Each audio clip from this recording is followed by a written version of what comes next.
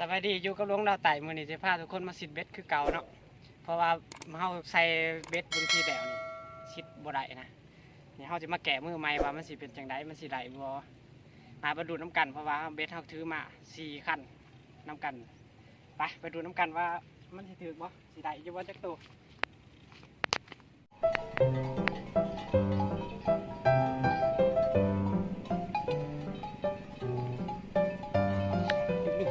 ดึงนี่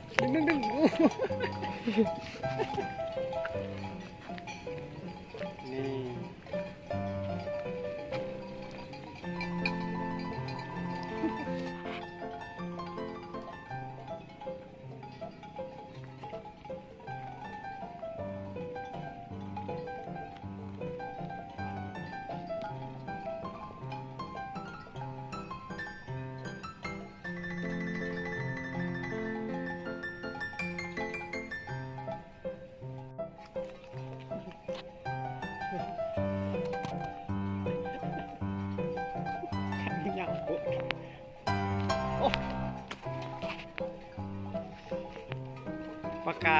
ตัวขาวๆ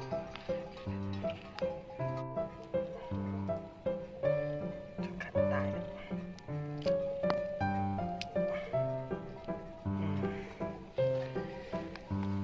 ใส่กระสังเม็ด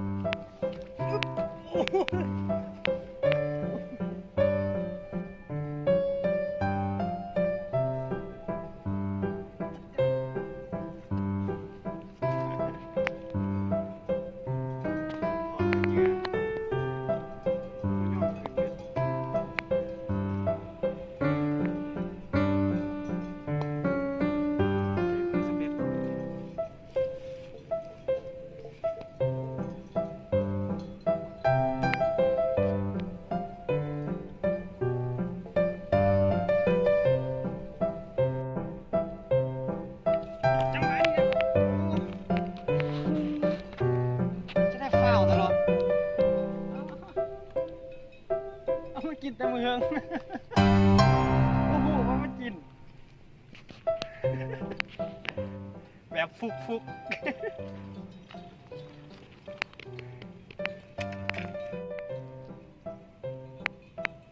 ก็อีกแล้วเขาเด็กมันดนได้โอ้โหว่ามันกินปากกานี่จะซ้ำนี่แหละ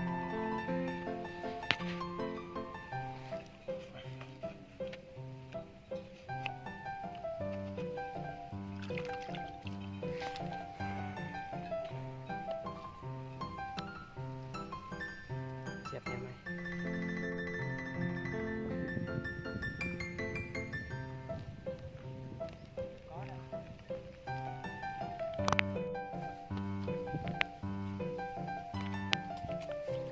นี่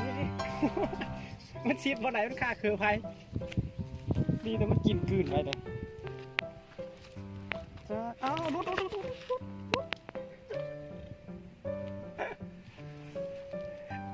ไปเกือบไปโดนนิดหน่อย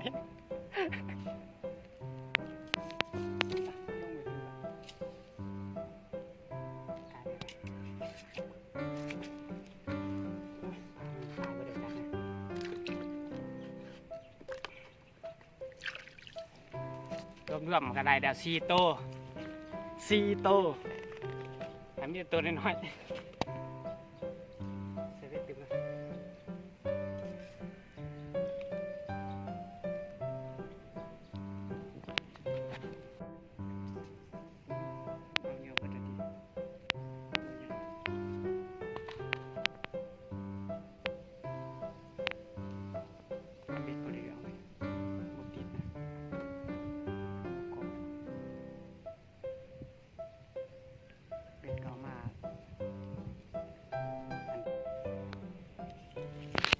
บอมเขียวเขาที่ประมาณ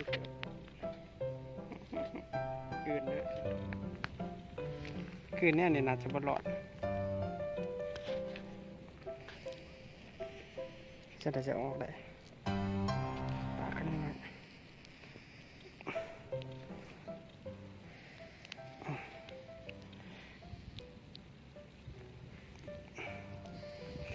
ออกแล้วเดือดแตกเลย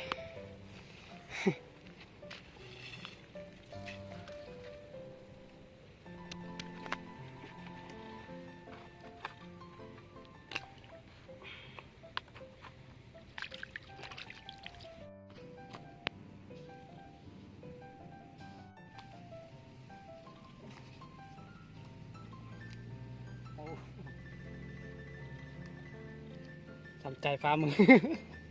ตัวน้อยขนาดมีแต่ตัวซ้ำนี่แหละ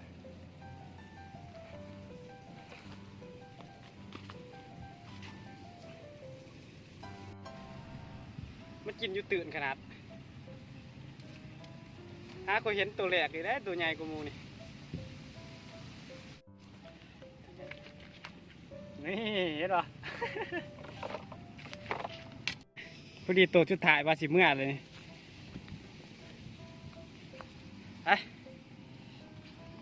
ใส่กล่องซักไปทุกคนเดี๋ยวนี้ฝนล่มก็มาแล้วฝนสิตกห้ำว่าแล้วตอนนี้ป้าก็ได้7-8ตัวกำหัวกับโบเห็นหนังตัวใหญ่ๆพี่ทุกคน เอากูเบ็ดเมื่อก่อนละเพราะว่าฝนมาแล้วไปเมื่อ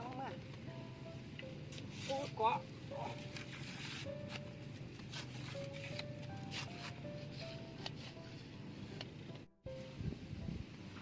สับเบ็ดของ